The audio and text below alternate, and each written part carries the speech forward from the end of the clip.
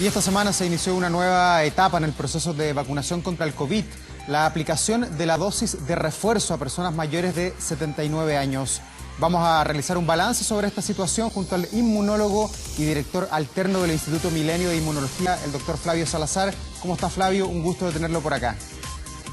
Buenos días, Davor. Saludos a todos los televidentes. Bueno, lo primero es, ¿cuál es la evaluación que hace usted como especialista de esta primera semana con la vacunación de la dosis de refuerzo, donde por lo menos en los 2 primeros días 155.000 personas acudieron a colocarse esta dosis de refuerzo? Bueno, me parece muy bien. Creo que en general la población ha entendido o ha relacionado muy bien el tema de la protección que otorgan las vacunas, y yo creo que ya ha habido un proceso de 2 dosis anteriores por un porcentaje tan alto de la población. El interés ha sido bastante importante, pero era esperable porque los adultos mayores generalmente son bien disciplinados en estos aspectos. Y desde su punto de vista, ¿fue correcto ir por esta tercera dosis o dosis de refuerzo en circunstancias que la OMS ha dicho que no era oportuno, que no era bueno todavía vacunar con 3 dosis, pensando además que hay países en el mundo que no tienen ni una sola dosis? Bueno, sí, bueno, mi opinión en general estaba más cercana a lo que decía la OMS, pero creo que a esta altura seguir con el debate es infructuoso. Ya hay una decisión tomada, el proceso está iniciándose y ojalá que se realice en la forma más adecuada posible y sin descuidar los otros aspectos de la pandemia, y que tienen que ver con, primero, también con la vacunación del resto de la población que aún no se ha vacunado, que no tiene ninguna dosis y que es muy importante que se proteja, y mantener las medidas de control y trazabilidad de las nuevas variantes.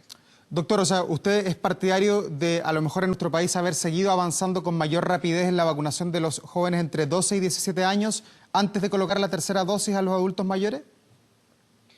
Bueno, yo no sé, bueno, yo era partidario de ampliar la vacunación a todos quienes no se lo hubiesen todavía puesto, y que las autoridades centrales como el ISP hayan autorizado. Yo no sé cuáles poblaciones, hasta qué edad exactamente las poblaciones están autorizadas, pero sí, yo creo que hay que hacer un esfuerzo importante, porque quienes no están inmunizados son los que más gravemente tienen consecuencias con las nuevas variantes. Eso está demostrado en Estados Unidos y en todas partes, que la población donde generan los estragos son los que no están vacunados. Y desde el punto de vista inmunológico, ¿es bueno hacer este mix de vacunas que combinan diferentes principios, en este caso Coronavac, con la vacuna AstraZeneca? Lo que pasa es que hay un tema teórico de la inmunización, o sea, la experiencia histórica con diferentes vacunas, y esta probablemente tal, específica. En lo general, siempre es bueno hacer dosis de refuerzo, porque se activa nuevamente el sistema inmune y se pone vigilante en su máxima expresión. Entonces eso es esperable. Ahora, la combinación exacta no ha sido tan estudiada, pero pienso de que, dada la forma como se ha dado los efectos adversos en general, yo veo que no hay un aumento del riesgo con una tercera dosis. Esa es una opinión desde el punto de vista de la inmunología. Doctor, pero ¿por qué no se ha hecho en otros países? Porque Chile de alguna manera está siendo observado a nivel mundial, es el primer país de todo el planeta que tiene 2 Coronavac y ahora una vacuna AstraZeneca. ¿No se está experimentando quizás?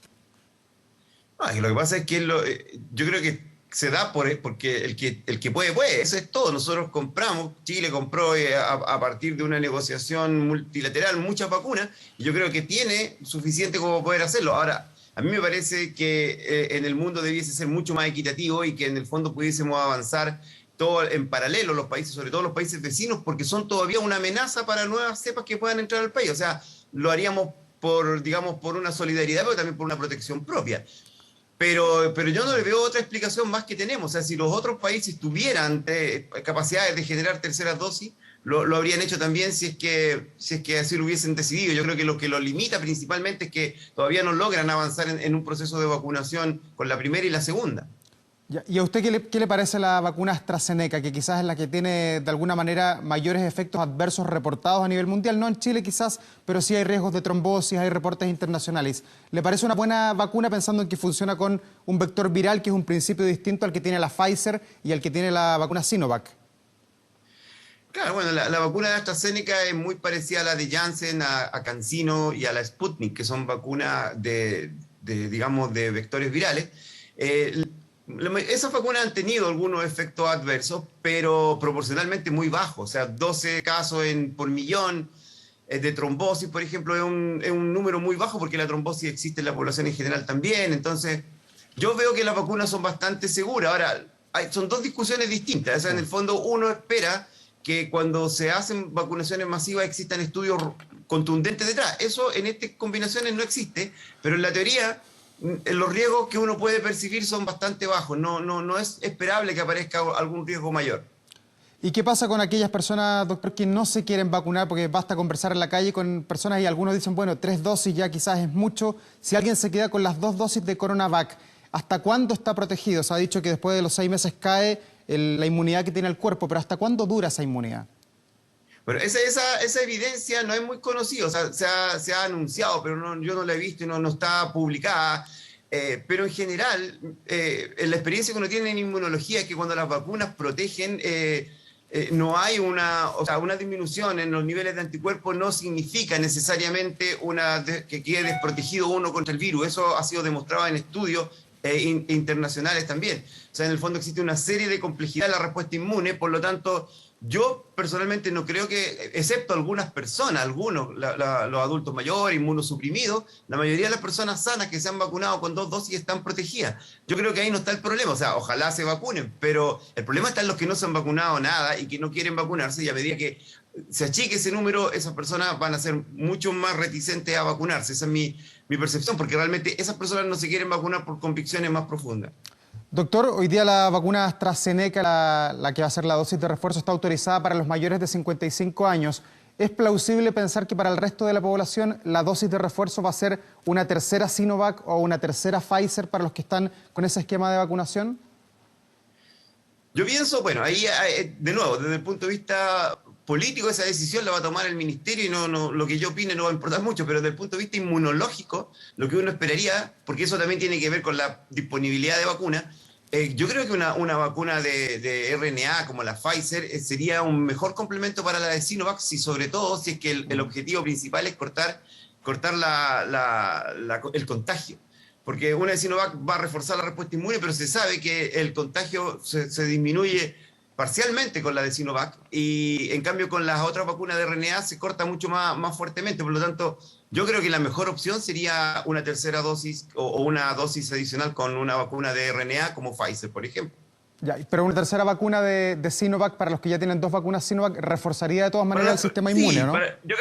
Yo creo que para los individuos, digamos, inmunocompetentes, jóvenes, o sea, que están sanos, la tercera dosis probablemente sí va a generar una protección adicional a su propio contagio. Doctor, después de tanto tiempo, ¿cómo ve el estado de la pandemia? ¿En qué parte vamos de esta tremenda película que hemos vivido como país y como planeta? Ayer hubo 882 contagios en Chile, 1,4% es la positividad. Es muy baja. ¿Hasta cuándo va a estar baja? ¿Podemos tener un rebrote inesperadamente? Claro, bueno, eso como son elementos multifactoriales, no dependen de un solo factor, no depende solamente de la variante Delta, depende del comportamiento responsable de la población, del control de la frontera, de la trazabilidad, o sea, de todas las medidas que se han propuesto que deben seguirse, y dependiendo de ese comportamiento son las posibilidades de que se produzca o no nuevos brotes.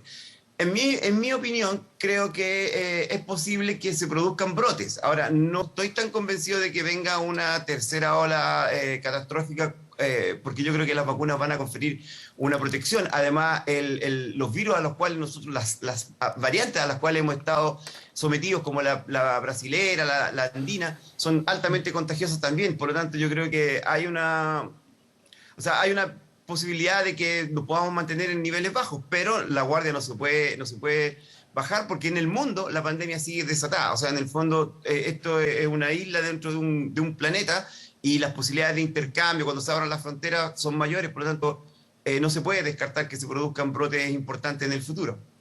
Hoy en el diario El Mercurio, Flavio, se publica una entrevista a Pablo Sukayama de la Universidad Cayetano Heredia, y él dice, y es muy claro desde el Perú, dice: a este virus no lo vamos a poder controlar ni derrotar nunca. ¿Usted coincide con esa apreciación que uno la lee y la verdad es que llega a dar miedo? Claro, no, pero es que yo creo que es distinto el daño. Los virus, nosotros estamos en un ambiente lleno de virus y siempre estamos siendo atacados por ellos, ¿no es cierto? O nos resfriamos, nos da una gripe, o nos duele el estómago, siempre hay una. Ahora, el problema está cuando es masivo y cuando en el fondo es mortal. Y en este caso, a medida que aumente el número de vacunados, la cantidad de personas que puedan caer grave y fallecer son menores. Ahora, Eso es positivo, pero no hay que olvidarse de que en realidad pasamos por una situación muy compleja y tenemos más de 40.000 muertos, ¿no es cierto?, en Chile, es mucho para una pandemia de este tipo. Por lo tanto, tenemos que seguir muy atentos a medidas, a corregir medidas, a avanzar para evitar que se produzca esto nuevamente. ¿Pero es la variante Delta la cepa más contagiosa o podríamos pensar que a futuro este virus podría mutar y transformarse y ser aún más agresivo todavía? Es difícil saberlo, pero en general o sea, desde el punto de vista, digamos, de los impactos que genera es amplio, pero desde el punto de vista de los cambios que tienen estos virus son pequeños. O sea, en el fondo, que sea 2 o 3 veces más contagioso es peligroso, pero no ha cambiado el virus en sí, o sea, no ha cambiado la esencia del virus, no estamos ante otra enfermedad, es la misma que se va, digamos, modificando en el tiempo y o sea, es imposible predecir si va a venir alguna cepa peor, pero no es algo que esté escrito en piedra. Puede pasar, como puede que se empiece a disminuir la pandemia en los próximos años a medida que más personas se van vacunando. Pero de acuerdo al comportamiento que tienen los virus, ¿se extinguen solos de alguna manera? ¿Se desaparecen en medio del ambiente o la vacuna es la única fórmula para ponerlos a raya? No, generalmente las únicas enfermedades que se han erradicado ha sido gracias a las vacunas. O sea, en el fondo la inmunización, y tomó muchas décadas, no es que una dosis de vacuna, la viruela, tomó muchas décadas en que se erradicara desde que se generaron las primeras vacunas.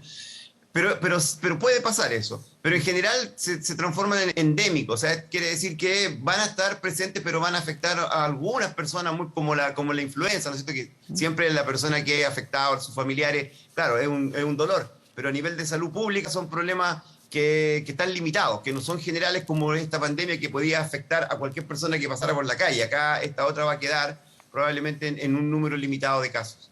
Doctor, hemos visto que a nivel mundial y también aquí en América Latina la variante Delta ha sido aterradora en su ingreso a diversos países, pero en Chile todavía no ha entrado con la fuerza que quizás uno habría esperado al principio. Llevamos casi 2 meses desde que se reportó el primer caso con Delta y hay 128 casos reportados. Algunos son de generación comunitaria, otros por viajeros, pero Chile mantiene a raya la variante Delta. ¿Cómo lee usted eso? ¿Están reportados todos los casos? ¿Hay una cifra negra? ¿La variante no entró a nuestro país o hay un muy buen control? No, yo creo que no me pondría en teoría, digamos, respecto a que hubiesen cifras negras. Yo no lo sé. Siempre la comunidad científica ha exigido una transparencia. Yo creo que hay un aprendizaje en eso, aunque todavía no total, pero yo confío en que hay cierta responsabilidad.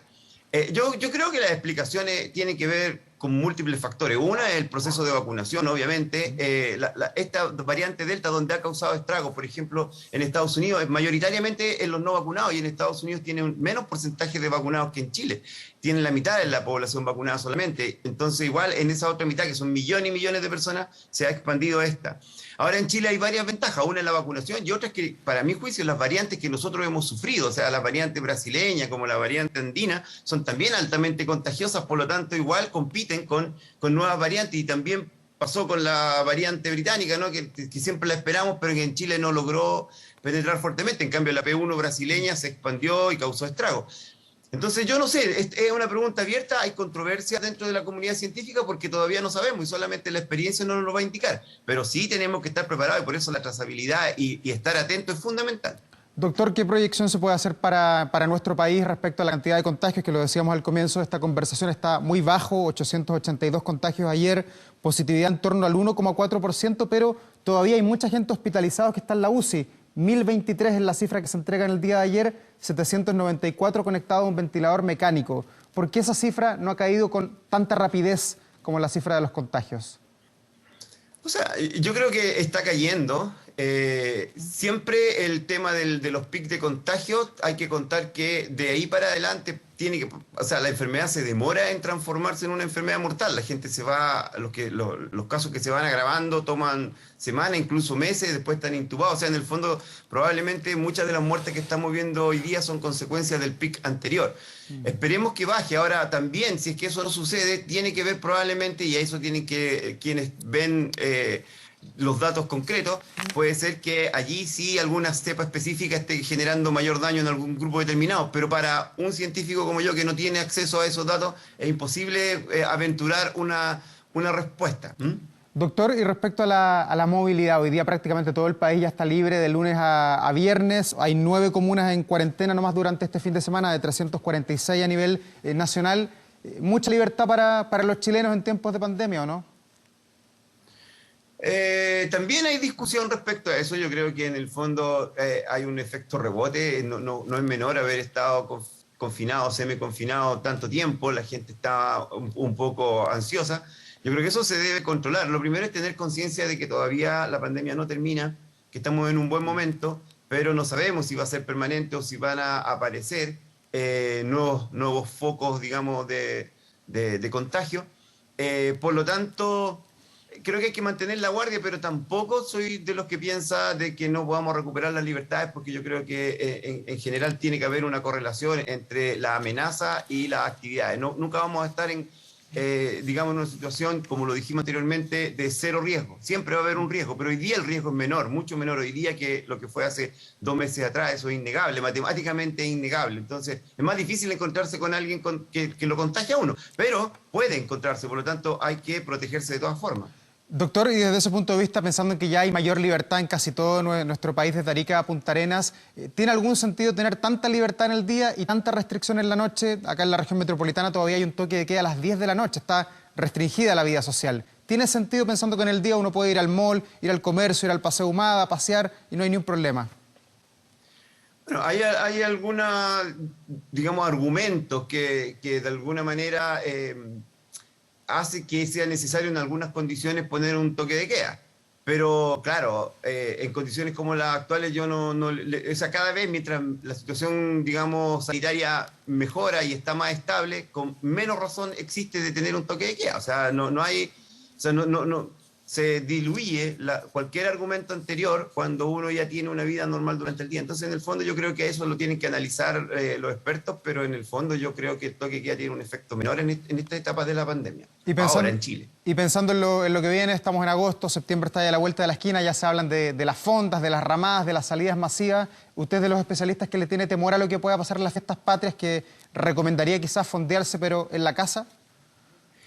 O sea, yo soy de la idea en general de que uno todavía no está en condiciones de acudir a aglomeraciones de personas, porque el tema es el siguiente: ha disminuido el número de casos, pero todavía existen. Entonces, si yo me junto con 5 personas, las posibilidades de que yo me encuentre con uno de ellos que esté infectado es muy chica hoy día, porque hay pocos casos por millón de habitantes. Pero si yo voy a un estadio, a un lugar con 50.000 personas, y probablemente allí sí me voy a poder infectar y voy a infectar a alguien más. Por lo tanto, claro, o sea, hay que ir volviendo a un retorno paulatino a ciertas actividades, digamos, de contacto, pero todavía evitar los eventos masivos y todos los elementos que no sean controlados. Yo creo que hay un plan para eso y hay que respetarlo. O sea, en el fondo no vamos a volver de un día para otro a la situación normal, y ojalá que así no sea durante las fiestas patrias, porque hay un riesgo alto ahí en las aglomeraciones de que uno se pueda contagiar. Sí, hoy día, entre esas cosas, doctor, hoy día regresa el público a los estadios también en algunos partidos. Vamos a ver qué pasa, si es que están todos los pocos que puedan ir agrupados en un solo lugar o si están desparramados en ese tremendo espacio público. Claro. Bueno, hay que ir viendo esa situación, hay que ir probándola y tienen que haber personas responsables que en el fondo planifiquen esto y que no se transforme en un blanco y negro. O sea, que desde no hay nadie al estadio y después estén todos aglomerados. Esas cosas de repente uno ve y no las entiende, pero yo sí creo que hay que planificar un paulatino regreso a la normalidad. Doctor Flavio Salazar, ha sido una extensa conversación, hemos pasado por muchos temas. Gracias por la gentileza, como siempre, con Televisión Nacional. Bueno, muchas gracias a ustedes. Gracias, buenos días. Buenos días.